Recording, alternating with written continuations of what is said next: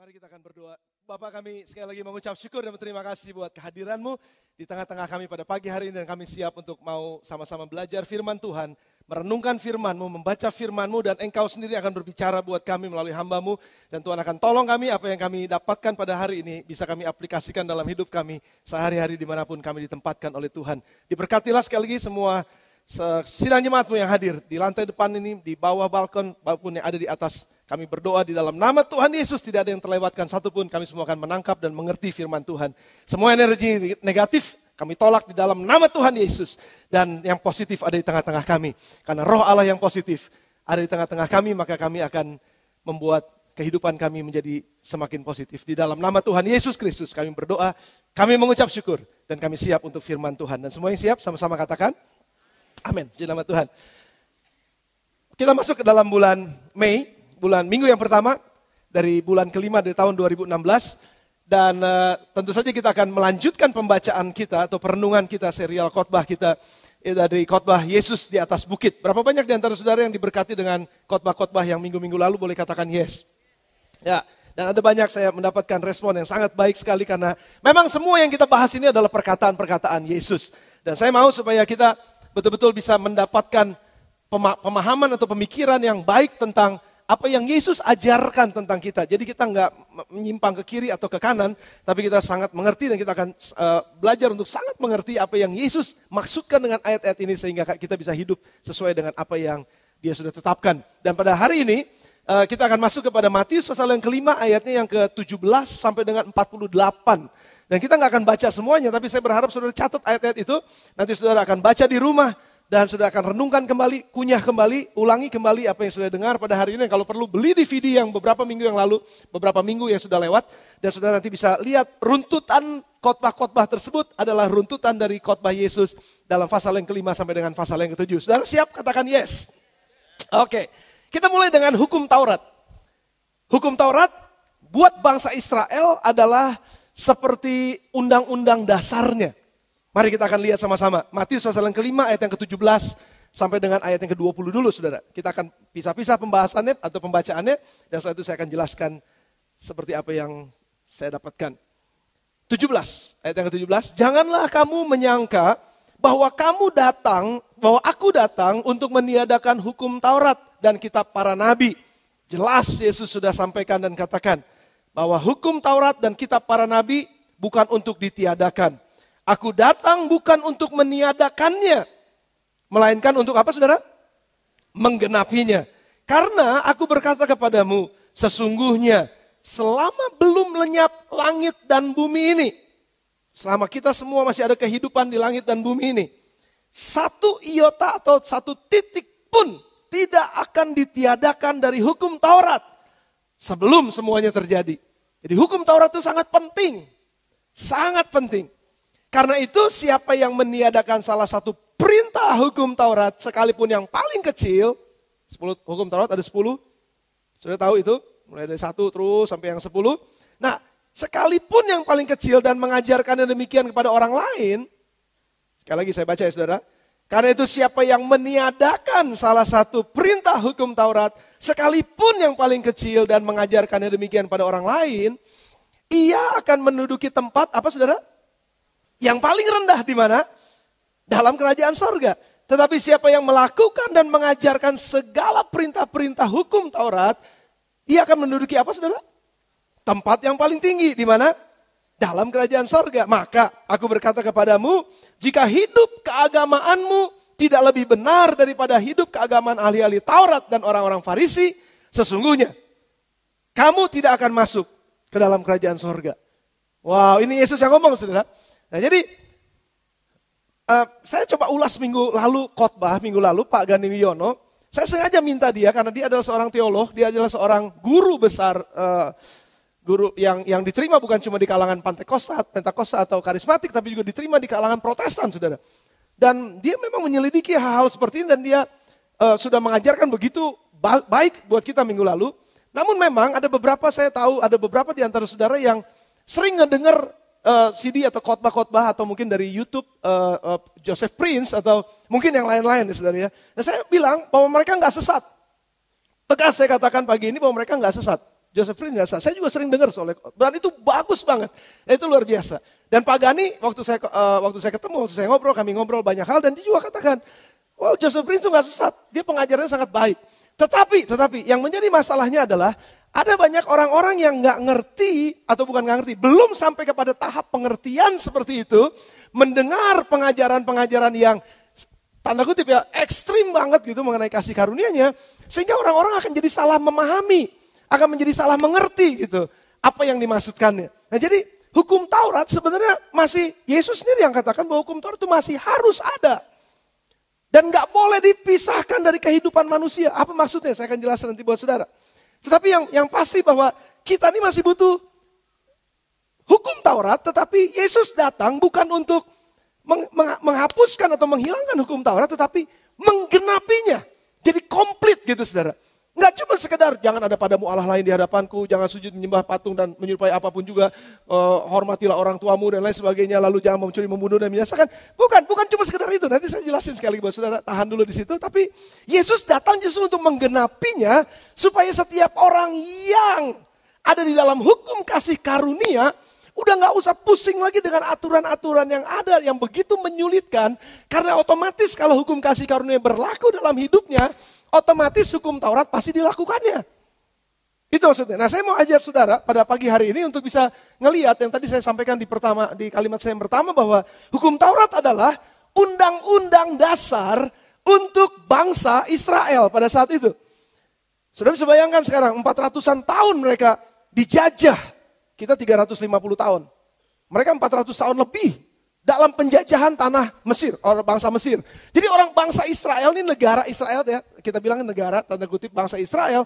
Begitu mereka keluar, mereka nggak punya aturan apapun, sama sekali nggak punya aturan yang bilang bahwa ini benar, ini salah. Mereka bahkan dikatakan nggak bisa membedakan mana tangan kanan dan tangan kiri, nggak bisa membedakan. Bahkan mereka harus diajar.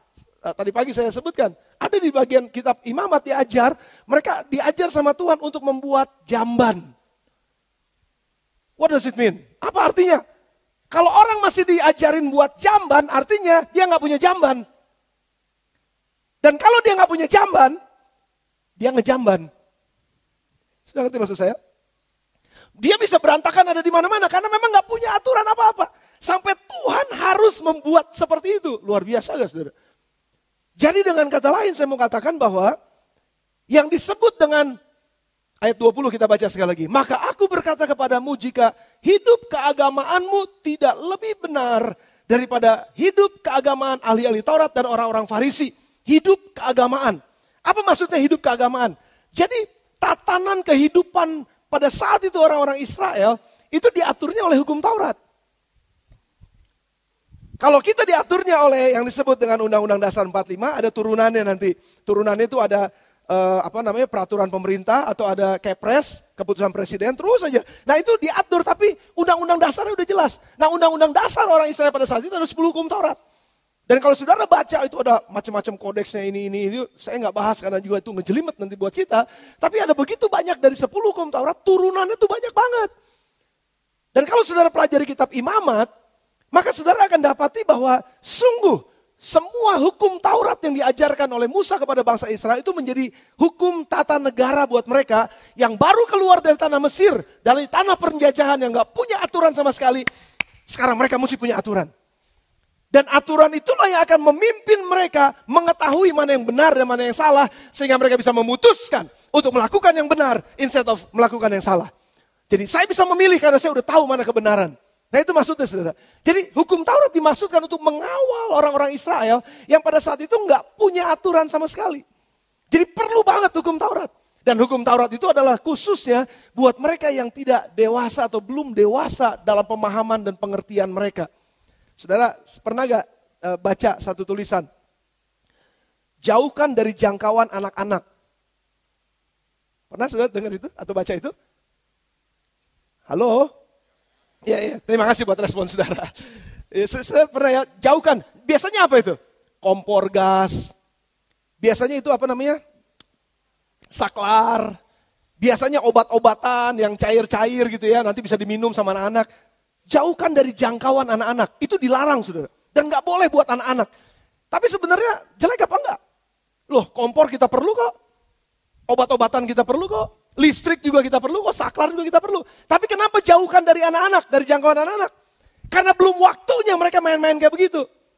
Belum waktunya mereka tahu seperti itu. Nah jadi sama saudara, seolah-olah hukum Taurat ini begitu banyak banget aturan-aturannya yang membuat orang jadi, kenapa mesti diatur-atur? Kenapa mesti dilarang-larang? Kayak anak kecilnya sama saudara. Tapi kita orang tua ngerti. Nah Tuhan seperti itu.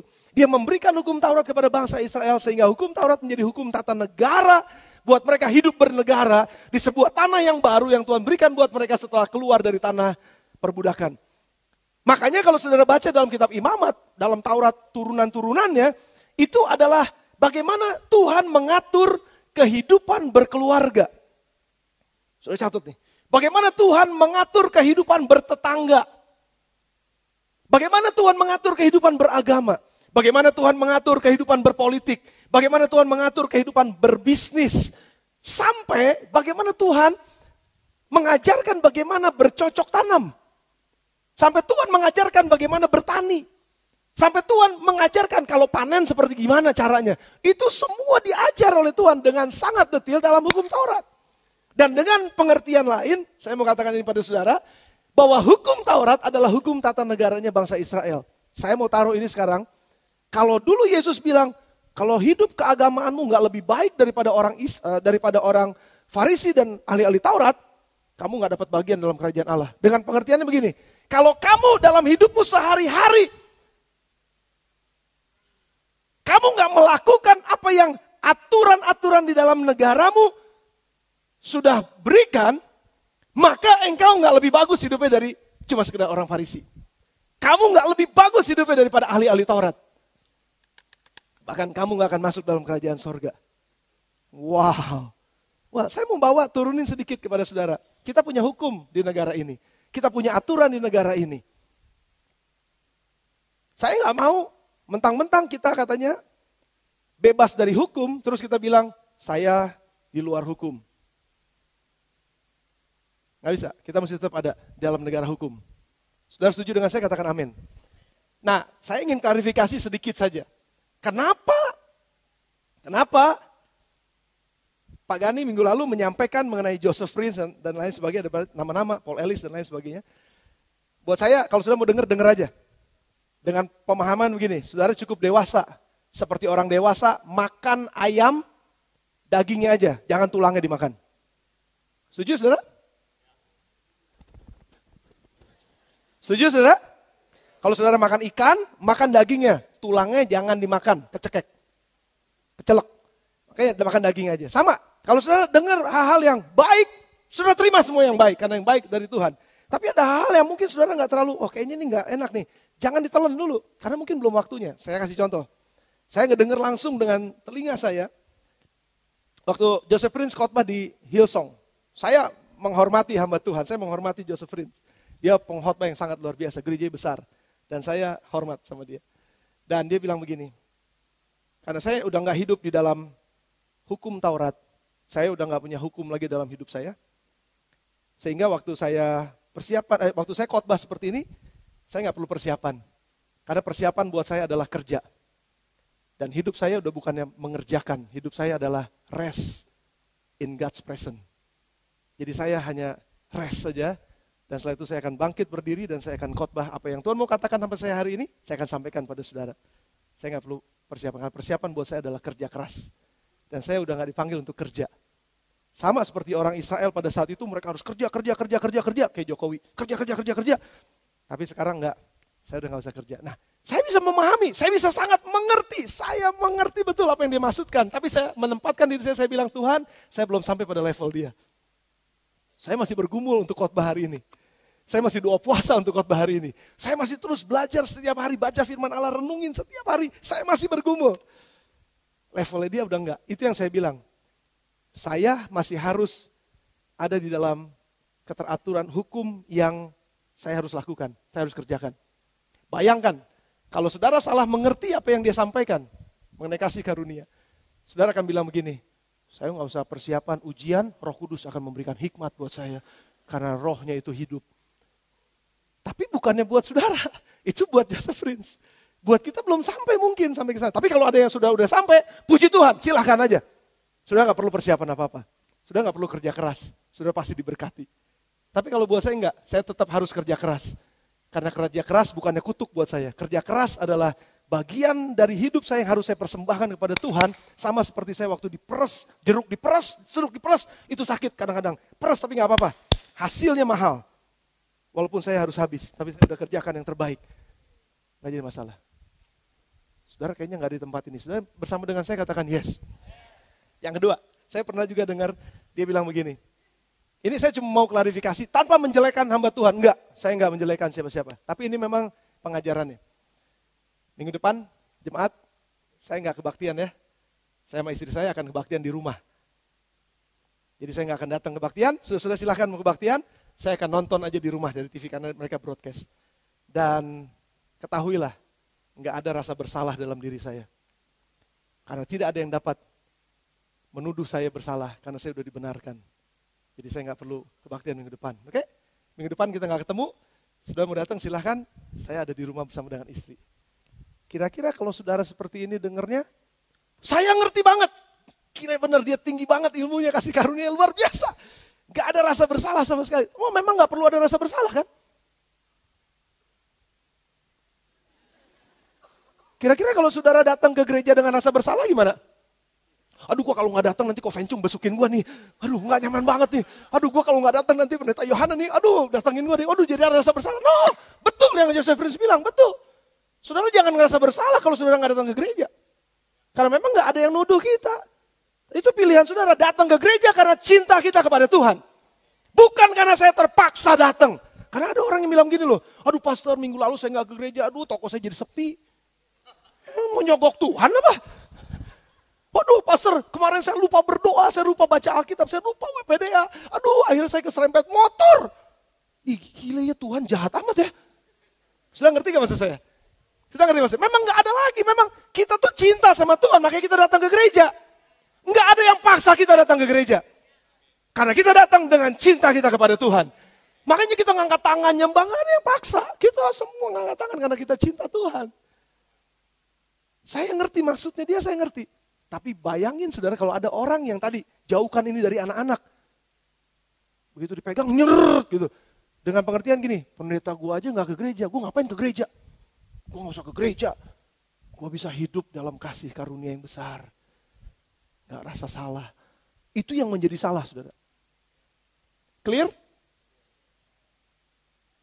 Kayaknya kurang clear-nya. Yang di atas clear? Yang di atas clear ya. Yang clear katakan yes. Beri tepuk tangan sekali lagi untuk Tuhan kita.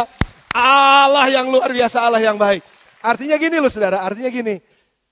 Tadi dibilang kalau hidup keagamaanmu gak lebih baik dari ahli Taurat. Saya mau bilangin sama saudara gini, ahli Taurat tuh kalau ke gereja, maksud saya dulu nih ibadah mereka, wah ilah, mereka udah siapin, luar biasa persiapannya. Tapi itu lahiriahnya mereka. Mereka kerjakan dengan sungguh-sungguh. Makanya kenapa Yesus bilang, kalau hidup keagamaanmu standarnya lebih rendah dari mereka, kamu gak diterima dalam kerajaan sorga. Dengan kata lain gini, orang Farisi itu ahli Taurat tuh semangat banget kalau kebaktian. Saya boleh ngomong nih, boleh ya? Boleh ngomong serius ya? Ahli Taurat gak pernah telat datang ke gereja.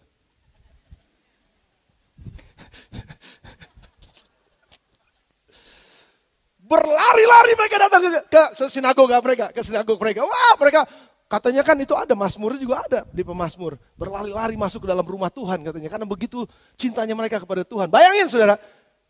Dan inilah yang menyebabkan begitu banyak orang jadi kompromi. Tuhan sayang kok sama saya. Dia mah gak mungkin hukum saya, telat juga gak apa-apa. Saya mau pokoknya datang ya, nanti nih. Begitu doa berkat, karena saya butuh berkat. Jadi begitu doa berkat, Tuhan memberkati engkau. Wah di situ saya lari-lari tuh, cepat-cepat. Oh, Tuhan berkati saya. Pujian firman mah gak terlalu penting. Orang Farisi gak begitu saudara. Dan Yesus bilang kalau hidup keagamaanmu gak seperti itu. Di bawah standarnya. Oh standar kamu di bawah ahli Taurat. Yesus bilang, kamu gak nikmatin kerajaan sorga loh. Sama loh. Itu orang Yahudi ya. Orang hukum ahli-ahli Taurat. Orang-orang Farisi.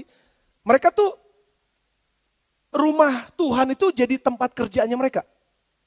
Mereka nggak mau terlambat untuk melayani Tuhan di rumah kerjanya, di rumah Tuhan ya, karena itu kerjaan mereka. Kalau kita aplikasikan setiap hari, sama saudara. Kalau saudara selalu datang telat terus ke kantor saudara, pastikan bahwa saudara nggak akan dipromosi oleh atasan saudara. Pastikan. Dan saudara akan ngambek sama atasan saudara, gue udah kerja bener, gue udah kerja rajin. Baru rajin, lu telat melulu. Tapi kan saya menghasilkan banyak uang buat perusahaan. Saya berjasa buat perusahaan. Iya, tapi lu gak disiplin. Bos gak mau ngelihat orang yang males. Dengan kata lain, kamu gak akan ngelihat kerajaan sorga. Gak ada sorga di hatimu. Karena engkau ngedumel terus. Kenapa saya diperlakukan gak adil? Iya, karena kamu kerjanya gak benar. Lihat orang-orang Farisi, kerjanya luar biasa itu. Makanya saya tetap mau bilang sama saudara begini. Tuhan punya standar. Dan standarnya tuh diajarin di Alkitab ini. Orang Farisi dan ahli-ahli Taurat tuh doanya luar biasa loh. Berdoanya luar biasa. Bahkan di jalan-jalan pun mereka berdoa. Kan Yesus bilang gitu. Tapi itu memang secara daging, memang itu mereka cuma mau pamer tanda kutip itu. Mereka cuma mau jawab. Tapi doa mereka luar biasa. Tepat waktu. Ada doa-doa yang jam segini ada aturannya. Nah kalau hidup keagamaanmu enggak, di bawah, hidup keagamaanmu di bawah standar hidup keagamaan orang Farisi, kamu enggak menikmati kerajaan sorga lu nanti kata Yesus. Yang berikutnya, yang paling gampang begini deh, orang Farisi itu tertib aturan, betul. Bayangin ya, waktu kemarin kami ngobrol di dalam live group, bapak-bapak kami ngobrol. Ko Andi sempat sampaikan bahwa siapa itu yang menciptakan Facebook? Siapa yang ngatur keuangan di dunia ini? Semua sudah, sampai ke siapa yang membuat senjata-senjata yang modern. Semua, kalau dikatakan semuanya orang Yahudi. Tanpa mau Yahudikan dunia ini, enggak. Tapi semuanya kebanyakan orang Yahudi, orang-orang hebat, orang top. Kenapa? Mereka tertibnya luar biasa. Mereka tuh saklek banget. Ada aturan-aturan cara makan, hidup, bersihnya, segala macam. Itu mereka betul-betul. Waktu satu kali kami sempat ke Israel, saya dengar dari Pastor Yohana. Saya ngelihat memang betul saudara. Jadi di rumah makan itu ada aturan yang gak boleh orang bawa makanan sembarangan. Karena buat mereka ada kadar haram ya, tapi mereka lebih tinggi. Namanya kosher. Dan itu betul-betul harus dijaga saudara. Dan sampai kalau ada orang yang membawa makanan dari luar yang haram, mereka pikir haram itu enggak kosher, itu dibalikin mejanya sama tokoh-tokoh agama mereka. Begitu kerasnya mereka. Karena disiplinnya luar biasa. Nah oke lah itu orang Yahudi. Yesus bilang gini, kalau hidup ketatanegaraanmu, kehidupanmu sehari-hari enggak lebih hebat dari mereka, kamu enggak nikmatin kerajaan sorga. Itu Yesus bilang. Saya masih lihat soalnya. Dan saya harus ngomong ini. Kalau hidup keteraturanmu dalam berkendaraan enggak seperti orang Yahudi, engkau enggak masuk sorga. Bukan enggak masuk sorga, enggak akan ngalamin sorga. Saya masih lihat soalnya. Stiker, sekarang mobil saudara punya stiker. Dan stikernya itu belok kanan gang out turun ke bawah naik ke Bondongan. Itu hidup keagamaanmu tuh lebih rendah daripada orang Farisi. Jadi kalau saudara nggak mau dibilang orang Farisi, jangan langgar peraturan lalu lintas. Karena mereka hidupnya tertib secara aturan. Itu maksudnya Yesus, saudara. Saudara yang bersama dengan saya katakan yes. Nah sekarang Yesus masuk kepada firman Tauratnya itu. Yang dipakai oleh orang Farisi untuk hidup pada zamannya mereka. Dan undang-undangnya dengan jelas katakan, ayat 21, mari kita buka saudara. Mari kita berjalan satu persatu. Jadi orang Farisi ini berpegang kepada firman yang bilang, kamu telah mendengar yang difirmankan kepada nenek moyang kita. Jangan membunuh. Siapa yang membunuh harus dihukum. Ada aturannya jangan membunuh. Orang Farisi nggak bunuh loh saudara. Orang Farisi nggak tikem orang Farisi nggak bacok, orang Farisi nggak tembak orang Farisi nggak bunuh. Dan mereka jaga betul karena itu firman. Jangan bunuh, tapi Yesus sekarang lagi bilang begini. Kan ada firmannya jangan membunuh ya. Kamu semua pasti nggak ngebunuh. Tapi aku punya standar yang baru kata Yesus, standar moral yang baru yang dia sampaikan. Ayat 22. Tapi aku berkata kepadamu, setiap orang yang marah terhadap saudaranya,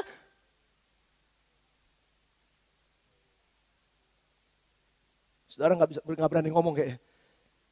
Tetapi aku berkata kepadamu, setiap orang yang marah terhadap saudaranya harus dihukum. Memang kamu nggak tembak orang mati. Memang kamu nggak bunuh orang karena kamu takut dihukum juga. Tapi dengan, ini standarnya Yesus baru. Waktu saya baca ini, aduh Tuhan minta ampun. Saya butuh kasih karunia kalau di sini. Dan itulah saatnya kasih karunia bekerja.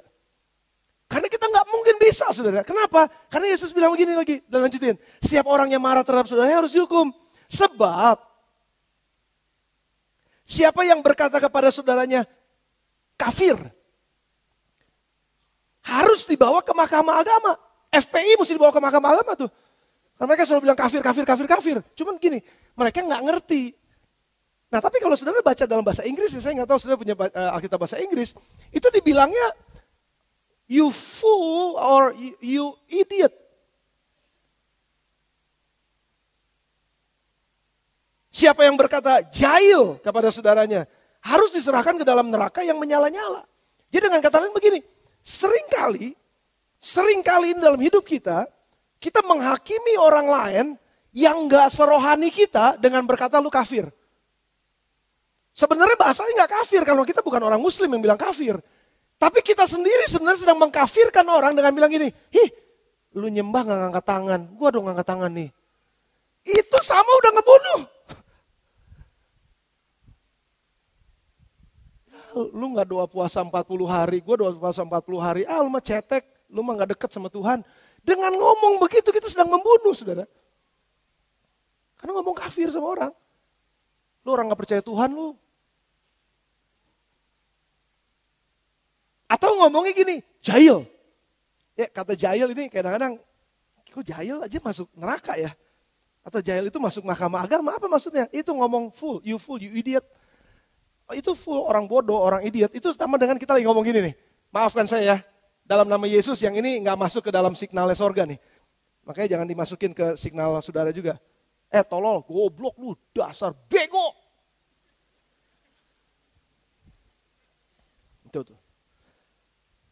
Itu kamu lagi ngomong kafir, kamu lagi ngomong jahil sama orang. Bahasa aslinya tuh sebenarnya gitu. Kita lagi, maafkan, ngegoblok-goblokin orang. Kita lagi memandang orang lebih rendah daripada kita karena ketololannya. Dan kita hina mereka, kita bodoh-bodoh mereka dengan kata-kata kita. Saudara gak usah jauh-jauh, Pak, Pastor, saya emang gak ngomong gitu sama orang lain. Tapi sama anak lu gimana? Lu dasar bego, lu blow on. Gue udah bilangin jangan, Papa udah bilangin jangan. Sama aja itu namanya lagi ngomong gini, you idiot, you fool. Dan yang lebih parahnya lagi saudara, kita membunuh bukannya dengan tangan kita, bukannya dengan senjata kita, tapi dengan mulut kita.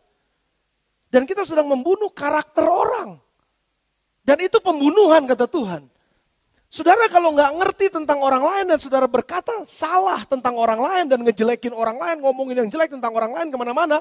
Hei, saya mau kasih tahu ini saudara, saya bertobat karena kita sedang membunuh orang itu.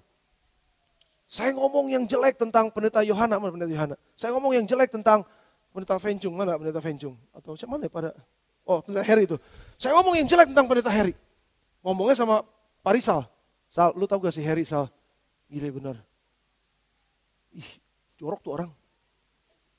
Itu orangnya bener-bener blow on banget. Saya ngomongin terus yang jelek-jelek. Saya ngomongin, oh dia mah gak begini, dia mah gak begini. Gimana? Saya lagi ngebunuh pendeta Heri loh saudara.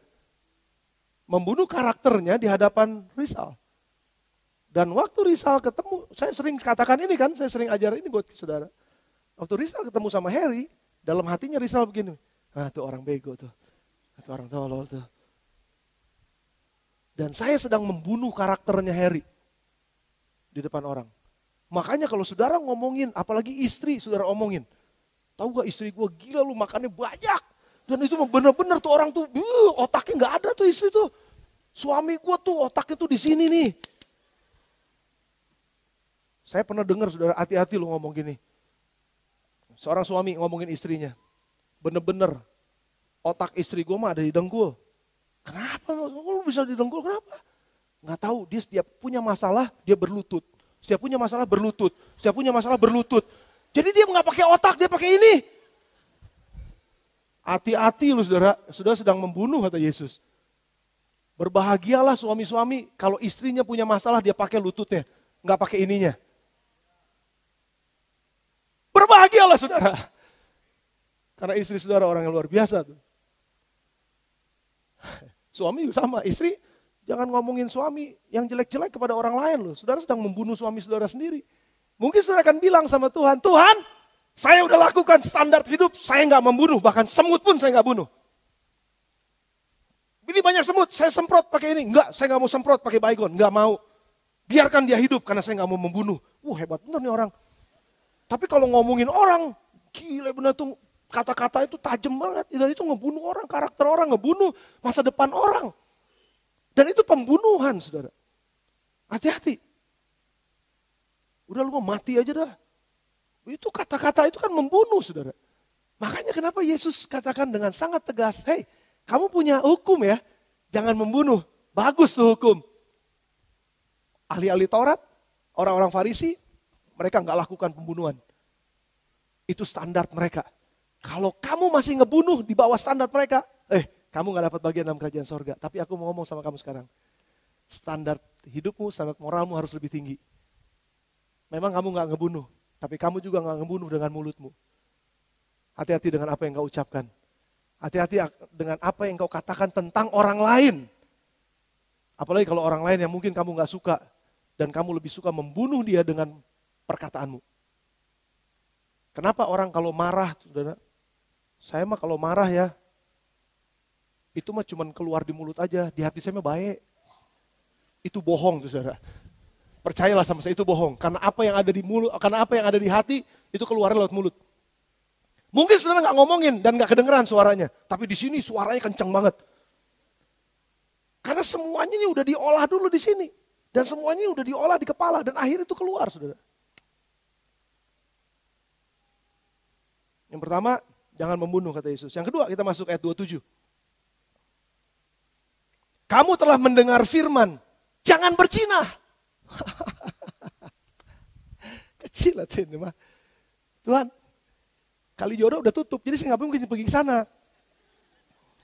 Jadi enggak lah, saya jauh banget, boro-boro mau megang orangnya saya ngegeter, mau megang lawan jenis saya takut. Enggak, saya nggak pernah berzina. Itu orang Farisi, ahli Taurat, mereka nggak berzina. Makanya waktu ada perempuan kedapatan zina, mereka bawa sama Yesus kan. Wah, nih Yesus kedapatan berzina nih, mau diapain nih? Timpukin batu menurut Musa. Karena kedapatan berzina, kan nggak boleh berzina. Dengan katanya gini, kami nggak pernah berzina. Yesus bilang, very good nih, orang-orang ini very good. Tapi standar mereka cuma yang lahiriahnya aja nggak berzina. Tapi aku berkata kepadamu, kata Yesus, ini standar hidup sorga yang lebih tinggi lagi daripada cuma sekedar nggak berzina dengan tubuh. Aku berkata kepadamu, ayat 28. Tetapi aku berkata kepadamu, setiap orang yang memandang perempuan serta menginginkannya. Apa saudara? Nggak berani kenceng nih ngomongnya nih. Sudah berzina dengan dia di dalam hatinya. Jangankan sentuh, lu ngelihat aja juga. Dan menginginkannya, kalau ngelihat aja nggak inginkan nggak apa-apa. Toh punya mata. Tapi kalau punya mata terus langsung nyetel film dan jadi sutradara atas film itu.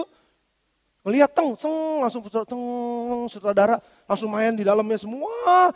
Dan menginginkannya. Saudara perhatikan, itu aja udah berzina katanya. Jadi saya bilang, Tuhan ini berat banget. Dalam percakapan dengan bapak-bapak, yang usianya udah jauh lebih di atas saya, ada yang udah 60 lewat. Terus saya ngobrol begini, bapak-bapak kira-kira, waktu kami ngobrol-ngobrol, kira-kira gimana sih kalau ngelihat cewek cantik gitu, gimana sih? Saya berpikir gini, orang yang tua bilang gini, biasa aja gitu. Saya pikir gitu, ternyata enggak loh saudara. Saudara mereka juga bilang, kita harus mengagumi ciptaan Tuhan, kata gitu. Oh berarti sama aja dong sama yang muda, saya bilang. Wah nggak tua nggak muda, laki-laki ya begitu. Jujur, bener apa enggak? Tuh kan bener ya. Disikut sama istrinya, lu enak aja lu.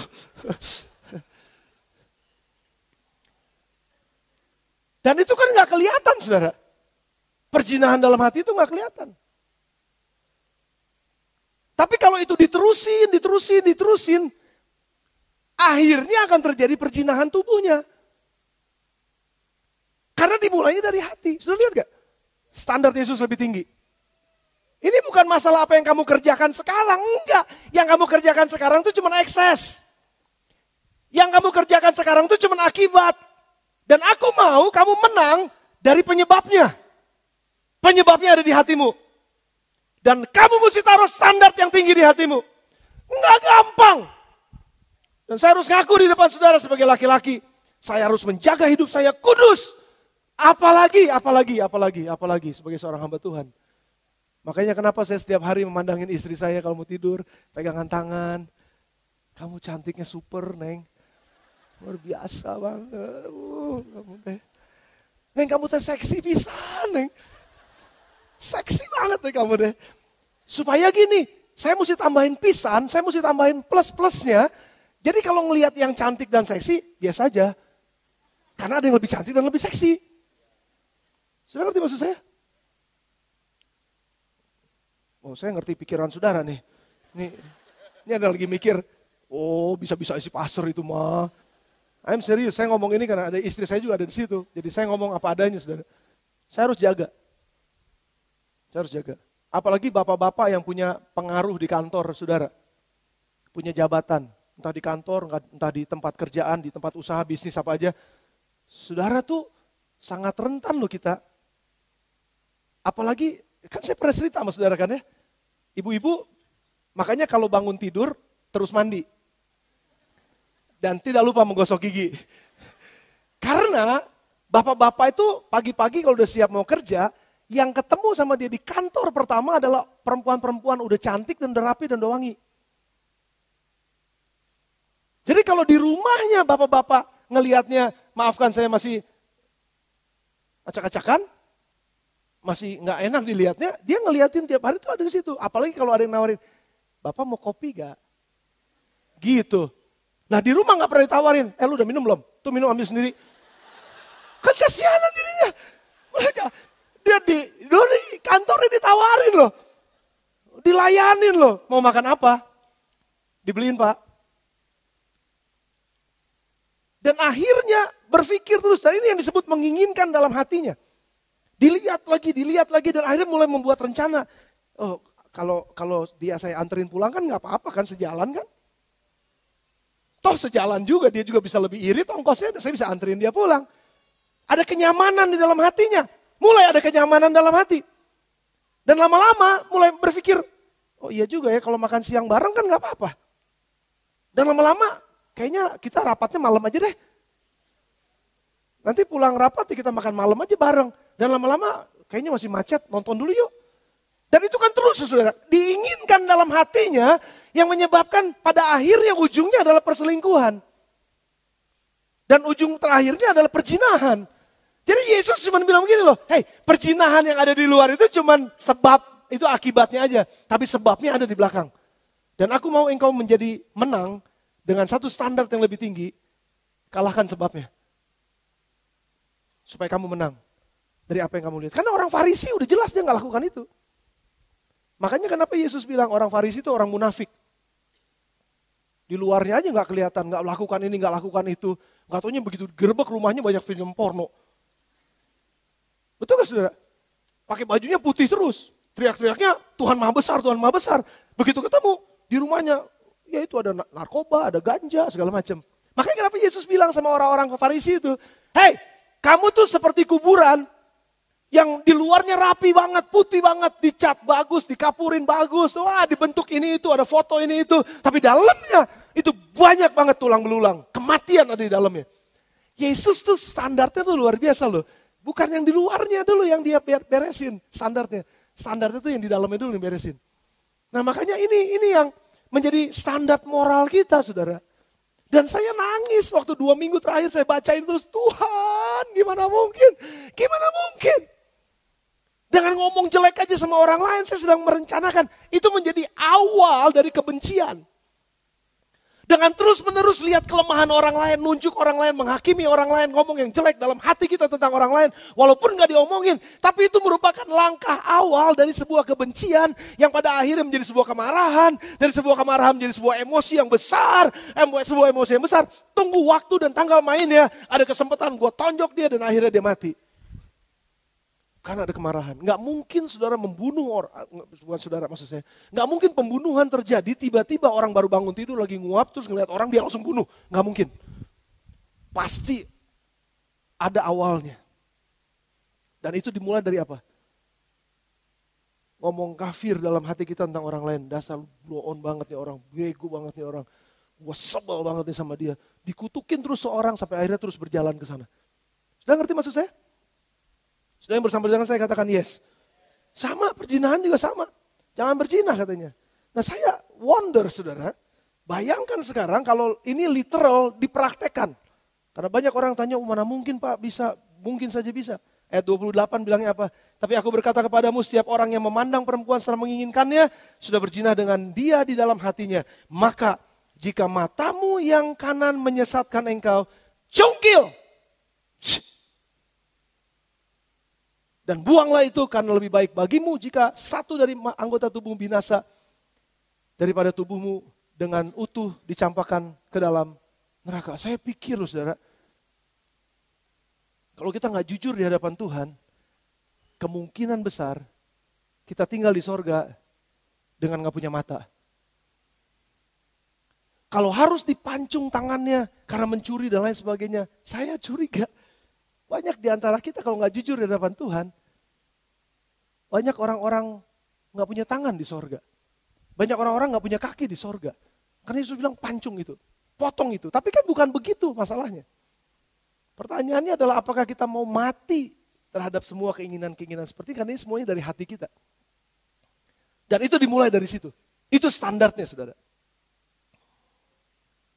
Wah, waktunya cepet banget ya. Saudara mau yang perceraian apa mau yang sumpah palsu?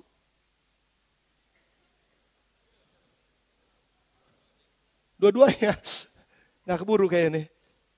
Aduh ternyata gak keburu kok ya. Tadi umum satu keburu, aneh saya. Saudara begitu antusias, soalnya saya jadi antusias juga nih. Sumpah palsu ya. Sumpah palsu, coba saudara lihat ayat yang ke-33. Kamu telah mendengar pula yang difirmankan kepada nenek moyang kita. Jangan bersumpah palsu, melainkan peganglah sumpahmu itu di depan Tuhan. Jangan ngomong sesuatu yang kamu gak bisa tepati. Khususnya dalam dunia bisnis. Waktu saudara kerja, waktu saudara berusaha dan punya relasi dengan orang-orang yang ada di sekitar saudara. Karena nama baik itu lebih penting daripada harta kekayaan apapun. Dan saudara kita harus bisa dipercaya, itu standarnya Yesus. Jadi pada saat itu, makanya sampai hari ini juga ada orang-orang Yahudi atau banyak orang-orang di masyarakat kita yang gak mau bersumpah demi apapun juga. Karena pegang ayat ini. Saya gak mau sumpah apapun, karena ada ayatnya. Gak boleh bersumpah atas langit, atas bumi. Saya gak mau sumpah. Memang gak harusnya sumpah sebetulnya.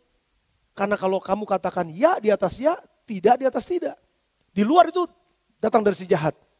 Nah saudara, hebatnya orang Israel pada saat itu adalah orang-orang yang gini loh. Kalau bisnis itu gak perlu kontrak kerja. Atau MOU, Memorandum of Understanding. Gak perlu lagi bikin-bikin MOU. Pokoknya kalau saya ngomong A, pasti A. Saya pasti akan tepati. Kalau B, saya akan ngomong B. Dan saya akan lakukan yang B. Itu betul-betul orang Israel seperti itu. Satu kali, kami waktu ada di sana juga, kami mengunjungi, karena diajakin mengunjungi tempat jualan diamond, saudara. Itu Israel sangat terkenal dengan pemotongan diamondnya, karena ada berapa sisi itu yang bisa dipotong, sampai akhirnya satu kerat aja mahalnya luar biasa. Nah, mereka bilangnya begini, dalam perjanjian kontrak kerja kami nggak perlu ada surat. Kalau kami katakan iya, pasti iya. Tinggal cuma jabatan tangan aja. Jadi mereka jabatan tangan begini, ada namanya saya lupa tuh bahasa mereka. Asal pak, pasti jadi beli, saya pasti jadi jual. Itu udah pasti. Sepasti apa yang mereka ucapkan, sepasti itu juga akan mereka lakukan. Saudara bisa bayangkan, mereka bisnis yang luar biasa, begitu besar, mendunia, nggak pakai oret-oretan, nggak pakai. Karena mereka begitu bisa dipercaya. Nah ini standar hidup kita kan begini saudara, apakah kita bisa dipercaya? Apakah perkataan omongan kita bisa dipercaya? Saudara bukain giro buat orang lain. Giro ini buat 1 bulan ya. 1 bulan pasti ada dananya. Tapi karena saudara bilang buat 1 bulan, saudara mau gak mau, rugi gak rugi, harus bisa ditutupin tuh giro. Saudara harus bisa menunjukkan bahwa apa yang saudara katakan, ya dan amin. Benar apa yang saya katakan. Saya gak mungkin ingkar janji walaupun saya rugi. Itu standarnya Yesus. Jadi kalau sementara kita masih kerja, masih ngebohong, ngomong masih, ya kira-kira aja. Ya udah gak apa-apa. Sedikit meleset 2-3 hari gak jadi masalah. Ya udah bayarnya sedikit-sedikit atau bayarnya ini kayak begini. Saudara, orang Yahudi itu gak begitu, orang ahli Taurat itu gak begitu. Mereka kalau iya gitu, kalau mereka lakukan ya mereka lakukan sungguh-sungguh. Nah itu yang secara lahiriah sekarang ini ada di hati kita. Komitmen kita bagaimana waktu kita dagang sama orang. Komitmen kita gimana waktu kita kerja sama orang. Komitmen kita gimana waktu kita mengatakan sesuatu kalau saya akan bayar itu, bayar betul-betul. Jangan lari saudara. Dan yang paling gak enaknya banyak orang Kristen itu menyakitkan dunia ini dengan apa? Ngutang. Om, pinjam uang dong om. 200.000. Buat apa 200.000? Aduh om, udah kamu ikutin aja. Tilang. Gak ada yang ngerti, gak ada yang dengerin Prambos. Udah gak apa-apa. Udah kamu ikutin ya, om saya perlu om buat uang ini, buat bayar uang sekolah, saya perlu pak buat anak saya masih belum makan, pak buat ini pak, buat itu segala macam. Saya janji deh pak, 2 hari saya ganti.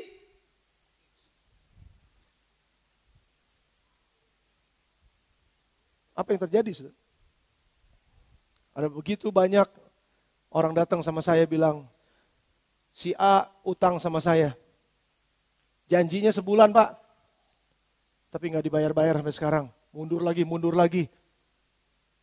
Mending kalau memang betul dia gak punya uang. Dia ganti handphone baru. Tapi gak mau bayar utang. Saudara, itu bukan standar Yesus. Itu bukan standar moral Yesus. Kan ngeri jadinya ya. Maksud saya ngerinya gini, saya gak mau takut-takutin saudara. Tetapi kita punya tanggung jawab yang begitu besar sebagai murid Kristus. Dan kalau kita mau mengalami sorga, kata Yesus, ini standar hidupnya. Dan dia nggak tuntut kita, dan dia nggak tunjuk kita, dan dia pegang pentung kalau lu nggak lakukan standar, gue takol. Enggak, dia dengan kasih karunia-Nya bilang begini, kamu susah ya, aku ngerti kau susah. Sama seperti waktu saya ngobrol sama dia beberapa waktu yang lalu, Tuhan kayaknya susah amat ya Tuhan. Gimana caranya supaya saya bisa ikutin standar ini? Dan dengan kasihnya dia cuma bilang gini, kasih karunia aku cukup buat kamu. Jalanin aja. Tapi hatimu cinta kepadaku. Dan hatimu cinta pada firmanku. Hatimu cinta kepada standar itu. Dan engkau jalanin aja. Saudaraku, sekali lagi, yang punya utang hari ini. Dan saudara, saya nggak menentang yang saudara punya utang dalam usaha saudara ya, bukan itu maksud saya. Tapi kalau saudara udah janji mau bayar, bayar. Karena itu standar saudara, sekarang. Jangan lagi lari-lari, jangan lagi nyumput-nyumput. Saudara harus datang sama orang di mana saudara utang. Beresin banget-banget. Kalau enggak, ayat 23 saudara baca. Mari ayat yang ke-23 kita lompat dulu sedikit. Sebab itu jikalau engkau mempersembahkan persembahanmu di atas mezbah dan engkau teringat akan sesuatu yang ada dalam hati saudaramu terhadap engkau, tinggalkan dulu persembahanmu di depan mezbah itu dan pergilah berdamai dulu dengan saudaramu. Lalu kembali untuk mempersembahkan persembahanmu itu.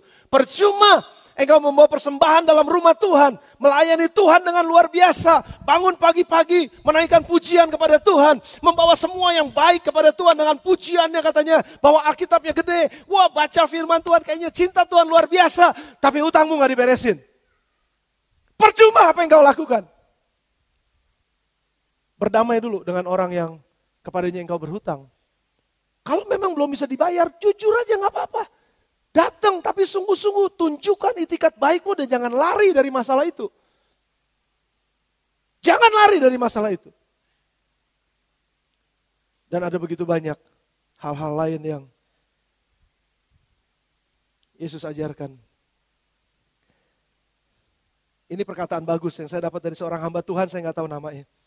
Jangan buat keputusan besar ketika engkau sedang marah. Dan jangan buat janji indah ketika engkau sedang bahagia.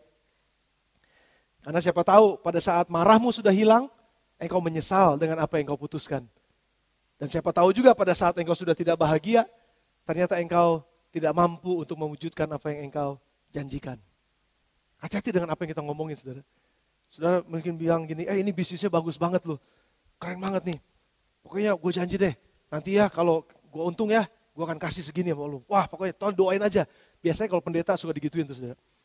Ya, Pak, doain Pak ya, ini saya lagi ada proyek ini bagus banget Pak, gini-gini. Nanti ya kalau saya dapat untung ya Pak ya, Bapak dapat motor Tiger yang baru. Dan saya pernah dengar ini sih saudara. Saya pernah dengar ini dan saya pernah ditawarin seperti ini. Pak nanti ya, kalau usaha saya bagus, Bapak tolong doain aja. Puasa buat saya, doa buat saya. Dalam hati saya gini, enak aja. Gue yang puasa, gue yang doa, lu yang dapat berkat. Enggak, saya nggak ngomong itu, just kidding. Tapi maksud saya gini, ya yuk berdoa, yuk puasa, saya juga dukung doa. Tapi gak usah janjiin apa-apa. Gak usah nyogok, sudah. Mau nyogok Tuhan, minta tolong Tuhan nanti saya kasih perpuluhan lebih deh Tuhan kalau usaha saya ini bagus. Kok nyogok Tuhannya begitu sih? Jangan. Karena nanti pada saat engkau gak bisa melunasi apa yang engkau sudah sampaikan, engkau udah bersalah sama Tuhan. Jadi itu yang Yesus maksudkan, hati-hati dengan sumpah palsumu. Jaga nama baikmu, karena nama baik lebih berharga daripada emas tua apapun. Itu yang Amsal bilang. Kalau engkau sudah kehilangan nama baik, engkau dicoret blacklist dari bank. Bank udah gak ada lagi yang mau terima giro. Bank udah gak ada lagi yang mau terima kalian kalau kalian buka kredit card atau apapun juga. Giro atas nama si ini, udah blacklist di BI. Itu nama baik sangat penting, saudara. Dan itu menjadi standar kita. Saya tutup. Saya gak lompatin yang lain. Masih banyak sebenarnya yang lain.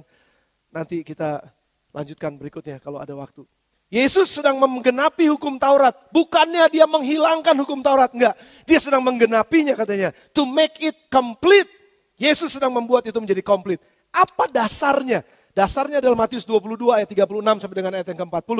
Firman Tuhan dengan jelas katakan. Ada seorang yang bertanya kepada Yesus. Guru, hukum mana yang terutama dalam hukum Taurat? Yesus bilang yang pertama. Kasihlah Tuhan Allahmu dengan segenap hatimu, dengan segenap jiwamu, dengan segenap kekuatanmu, dengan segenap akal budimu. Itu adalah hukum yang pertama dan hukum yang terutama. Dan hukum yang kedua yang sama dengan itu adalah kasihilah sesama manusia seperti yang kau mengasihi dirimu sendiri. Itu adalah hukum yang terutama. Dua hukum yang terutama adalah hukum kasih. Kasih bukan perbuatan, tapi apa yang ada di dalam sini. Kasih kita kepada Tuhan dan kasih kita kepada sesama. Dan di atas dasar itulah tergantung seluruh hukum Taurat dan kitab para nabi. Pada kedua hukum ini tergantung semuanya. Jadi kasih adalah energinya. Kasih adalah jiwanya. Jadi bukan semata-mata begini. Kalau saya nggak lakukan ini saya mati dihukum sama Tuhan. Bukan. Tapi saya melakukan ini karena saya cinta kepada Tuhan. Saya kasih ilustrasi buat saudara seperti ini. Ada seorang anak yang berlomba lari. Waktu dia lomba lari dia bilang gini, saya harus juara. Saya harus menang di dalam lomba lari ini. Kenapa? Kalau saya kalah, saya takut ditakol sama bapak saya karena dia ada di sana lagi berdiri pegangin tongkat. Jadi saya harus lari sedemikian rupa supaya saya jangan kalah. Sudah bisa bayangin gak? Usaha dia itu luar biasa. Sudah bisa bayangin ketakutan dia waktu lari takut kalah. Betul apa enggak saudara? Tapi beda sama ini. Bapak saya ada di sana, dia lagi begini, lagi nungguin saya. Dan bapak saya akan tepokin saya. Bapak saya akan mengawal perjalanan larinya saya. Bapak saya akan ngeliatin saya terus. Wih, saya cinta banget sama bapak saya. Bapak saya cinta banget sama saya. Saya mesti menang supaya dia bangga. Saya mesti menang supaya dia senang. Saya mesti menang supaya dia bahagia. Saya mesti menang. Beda apa enggak saudara? Orang yang hidup dalam hukum Taurat dan selalu ngelihat Tuhan itu jahat. Akhirnya jadi seperti anak yang pertama. Dua-duanya bertanding. Tapi kalau kita ngerti betul hukum Taurat, tetapi juga kita memang harus bertanding. Itu kita harus kerjakan, itu hukumnya. Tapi dengan perasaan yang saya cinta pada bapak saya. Dan bapak saya juga cinta sama saya. Waktu saya jatuh mungkin bapak saya, anak gue jatuh, bangun. Bukan begini, gue takut lo kalau jatuh. Enggak. Dia bilang dia akan support kita. Saudara memang sulit untuk hidup dalam standar ini. Karena standar yang lebih tinggi. Tapi kalau ada cinta di dalam hati kita, itulah yang mendasari kita untuk berhasil masuk kepada apa yang Tuhan mau. Dan ayat terakhir dari Matius pasal yang kelima ayat yang ke-48. Karena itu hendaklah kamu sempurna. Sama seperti Bapamu yang di sorga adalah sempurna. Tujuan Bapa menetapkan standar dalam hidup kita. standar yang lebih tinggi daripada standar hukum Taurat yang ada. Standar hukum kasih yang baru karena keluarnya dari hati kita, dari cinta kita kepada Tuhan untuk melakukan apa yang Dia mau. Dan itu semua dari hati kita. Dan itulah yang akan memimpin kita kepada kesempurnaan. Seperti Bapamu sempurna, hendaklah engkau juga sempurna. Berapa banyak di antara saudara yang mau disempurnakan dari hari ke hari? Katakan yes bersama dengan saya. Dan mari kita akan bangkit berdiri sama-sama dan kita akan datang kepada Tuhan. Terima kasih, mengucap syukur buat firman-Nya. Mengucap syukur bahwa Dia adalah Tuhan Allah yang menetapkan standar moral buat kita. Standar yang begitu luar biasa, standar yang hebat. Dia gak tuntut kita untuk sekarang langsung bisa jadi pada standar itu. Tapi Dia akan memimpin saudara dan saya untuk sampai kepada standar yang Dia inginkan. Menuju kepada kesempurnaan dengan apa yang Tuhan mau, apa yang Tuhan inginkan. Di mana kita ada, kesempurnaan. Dan disitulah Dia akan memimpin kita. Datang kepada Tuhan, pribadi lepas pribadi. Tutup mata saudara dan datang kepada Tuhan. Dan biarkan Roh Kudus akan terus berbicara kepada kita. Biarkan Roh Kudus akan